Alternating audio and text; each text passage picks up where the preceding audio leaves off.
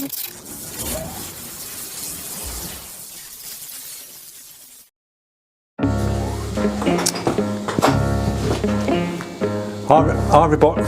everybody, welcome back to the channel and welcome to Dred Custom Paint. I've still got the dodgy chair. Welcome to the next part on the Volkswagen T4. We're doing a collab with Dude Stuff. I'll leave a link in the description to his channel so you can go over and look at all the cool stuff that he does with e-bikes and stuff like that. So we're working on a Volkswagen T4 van and we're going to be wrapping it. Now we're airbrushing onto vinyl wrap. There is these 3 videos up previous to this one. One's an introduction, shows you bits, and then it shows you the application. So we're doing sort of the next piece of artwork, the last piece of artwork that is going on some vinyl wrap. So I've got the vinyl wrap here. It's a Nardo grey wrap, vinyl wrap that you could heat up, stretch and wrap your vehicle with. You can get this on big rolls like from eBay and things like that. I don't think it's a specific named wrap. You can get ones like 3M, you get ones, there's loads of other brands you can get. 3M's the main one that I know. So Steve got hold of that and that's the one I've been working on. It's decent vinyl wrap. So the first thing we've got to do is chop the wrap up. I've got some measurements. I'll pop a picture up in the screen now. So this is the door that we're going to be wrapping with the vinyl we've got here. And I've got to drop some artwork on this door. So where you see the arrows now, that's the gap distance I've got to put this piece of artwork. Now the artwork is this piece here, so really appropriate for the back of a van, giving you the bird. So if you're behind Steve's van, you'll know who it is and you know who's done the artwork on it. So that's the image that's going on the back. The way that I'm going to get the image across to the vinyl will be projector. This is my sort of go-to way of getting images across. It's nice and easy. You can mirror your tablet or your phone to it, project it up, move the projector back to size the image up, and that's what we're going to do. That little clip where you see the arrows, I'm going to size it to fit in that gap there. Nice and simple. So the first thing we'll move on with is chopping the vinyl up. I won't put you through that on time lapse. We'll just chop some vinyl up on the floor with a metal ruler and a scalpel. Chop it to size. I'll mark it out on the measurements that I've got. You will see in the time lapse the image go up, then I'll prep it. I'll do all the prep and get all the masking done so we're ready to go for the paint process, and I'll talk you through what I've done. So the brushes, let's just move on to that before we do anything. Now I did a post on this video today. I put a post up on the community sort of post bit on the channel, and it was about today's video, and I wrote on the actual comment bit, I will leave the brush selection up to you guys, because I thought I've got a load of brushes. If there's beginners out there or advanced artists that have not seen one of these brushes, because I give a list of 6 all on a 0.2, and I thought I'll leave it up to you guys to pick a brush, and then I will use that brush for today's artwork. I'll paint with it, and then I'll pause halfway through the painting process and give you a full in-depth review on that brush, because I think that's a better way of reviewing a brush, is to sit with it in your hand for 4 to 5 hours, and then you get the proper feedback of that brush, instead of like the ones that I do where I'm just putting a bit of paint in it like everybody does, and they do dots and they do lines. I can see why they do that, because it's time consuming making videos, especially when you're painting with it. So out the comments, because we've now hit 6,503 subscribers, so welcome aboard all the new subscribers and all the die-hard ones that have followed me from the start. Welcome back guys. I appreciate all your comments that you leave. There's been a few comments coming up on the Q&A, questions and answers page as well. Keep dropping your comments on the questions and answers page, because that video will be coming up and I'll answer the questions. So if you're a beginner and you're stuck, just drop your questions on that post We've got some good ones coming up. There's one popped up today about how do I clean the new Evolution 2024, because it's a new brush, obviously somebody like a newbie. So we're going to cover that one, stripping and cleaning the new Evo. There's a few others, a few on mixing createx. There's a load of questions that are popping up, so keep chucking your questions on that post. You'll see it on the community post if you just scroll down, because then I can get a video up and it just helps you out. So back onto the brushes.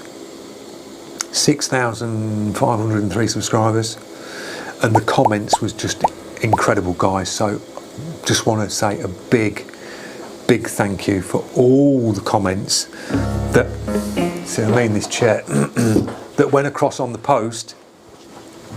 Out of the 6,505, we got four comments. So it was quite easy to pick the brush that we're going to use today. So there was 2 brushes that popped up. Now I'm really glad the people that picked the brush, they picked the Sagola xtech 100. And I'm so glad that they did, because I did a review on this and the person's comment was, can you do like the xtech 100, because let's give some Sagola some love. And it's like, yeah, let's give Sagola a little bit of love, because I think it's a great brush, I really do. And what I'm going to enjoy about using this brush today, I've got full view. I can see all my artwork. I haven't got a cup sticking up, I haven't got a side feed in the way. It's a little scallop. I'm probably going to be, you're probably going to see me going dit, dit, dit, dit, dit, filling up 1,000 times, because you only get a few drops of paint. But I'm looking forward to using this 0.2 Sagola xtech 100. Quick overall, if you've not seen one of these, comfortable, very lightweight, nicely balanced. If you're a sprayer and you've got the Sagola 4600 Extreme, you'll know the dial instantly to the back. It's like the fan or fluid adjust on the Sagola 4600 Extreme at the back, anodised to the back, scallop to the top for a few little drops of paint. You can work with your crown cap off, and you also get in the box a real funky crown cap which is anodised red that matches the back, which looks really cool. Nice, comfortable, soft trigger. I've got this on full tension and that is soft.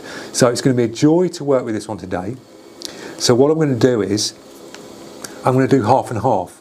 I'm going to show you the next brush in a minute, do a couple of hour stint with this, do a break, tell you about this, and then the next one, and I knew this one was going to pop up, I just knew it, but I had to put it in because it's a 0.2. It's a new kid on the block, and it is the Gaahleri Mobius on a 0.2. Now I'm looking forward to painting with this one as well, and I'll tell you the reasons why. One, 0.2, I did a review on it, and this thing gets seriously down on detail. It really does. Nice triggers on the Gaahleris. I like the triggers on the Gaahleris, I really do. For me, I just instantly pick it up and it's comfortable, and that's what I want. I want to pick up a brush that's comfortable. I don't want to pick up something where I'm like trying to bend my hand round to hold it. It's like you instantly pick it up. Beauty of these, you can hold the Mac valve. This is how I hold the PS270 when I work with it. Dial in the Mac valve, 2 hands, and just hold the Mac valve body and work.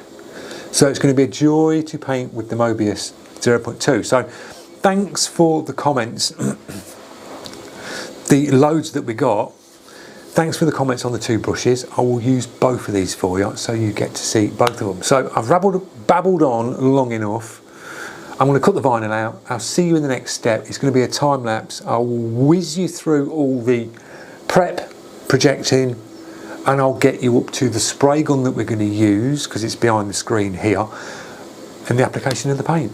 See you in a bit.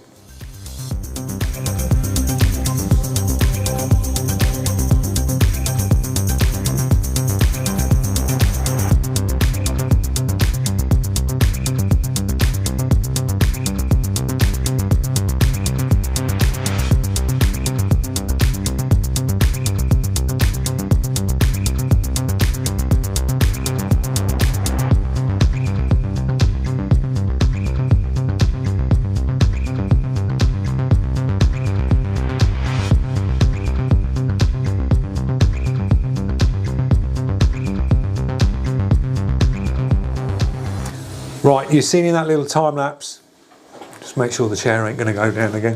You've seen in the time lapse we projected the image up. I've done a few measurements on it first and put some little markers with masking tape just to level it up to where it's going to sit on the back door that we're working on.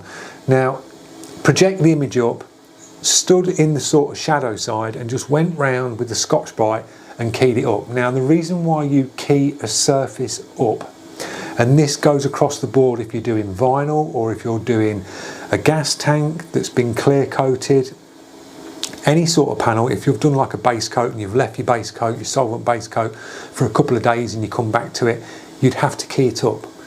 The reason why you key a surface up is most surfaces that you work on are really, really smooth.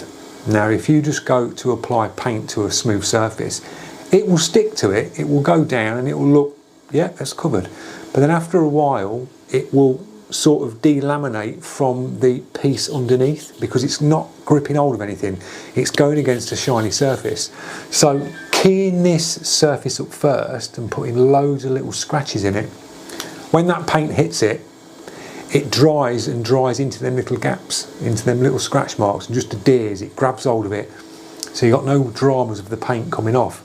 In the last video, if you want to see how this properly adheres to it as well, I did a test panel of the vinyl after I'd Scotch-Brighted it, and then I sprayed the base coat on, and then I got my hands and I scratched it with my nails on my fingers, and the paint was on there solid. So I know solvent going down to wrap vinyl, if you put it on correctly, it goes down dead easy and you've not got to worry about it coming off. So keep the surface up, then clean this down, and I sort of backmasked it. I just folded an edge of masking tape over itself so it gives you like a smooth edge, and then just go round and just create like a little soft sort of pocket around the edge, and this will just soften up. It won't put you a hard edge down like if I put masking tape straight down to that edge and sprayed up to it, you'd have a real hard edge. This way, if I spray sort of in at this angle and down at these sort of angles into the centre of the piece, you'll get more of a softer edge than if I was spraying at this angle. I would fill that pocket up and just give a hard edge. So I'll be working in like that, coming round and work the centre. The spray gun that we're going to use, I'll do you a little mini review right now, is the Creos PS290 Mr. Hobby. Brilliant brush, guys, if you want to get some paint down. These brushes come with two styles of caps, so you get a fan cap and you get a spot cap. The spot cap will put you a spot down like an airbrush, like a dot, but quite big. You'll get sort of a 2-inch sort of spot, probably a little bit bigger, backing off about 6-7 inches, you'll get a big spot. The fan cap will do the same, but the fan cap will put a pattern down like you get with a spray gun. So you can put your fan pattern straight, or you can turn it and you can put it a fan that way. I'll be working with the fan cap, so it's like this. You can see that there where it just went down with the thinners in. It will put you a fan pattern comfortably about 2.5 inches to 3 inches, going a hand distance like that away, fist distance away from your panel. You'll get about 2 inches, 2.5 inches. It just starts to feather out and break up on the edges. If you want to get a thicker band down, just move in a little bit closer and work it. Working pressures on these, you can run them low, but I advise it to run them around 30 psi up to 40 on these, and that's their sweet spot, where they perform the best. Especially if you put in sort of thicker bodied paints, like say you're putting a clear coat down, you've got to remember that this is a 0.5 and you need to thin your paint. Base coats in solvent are 50-50, so you go 50% paint, 50% thinners, 50-50 like that.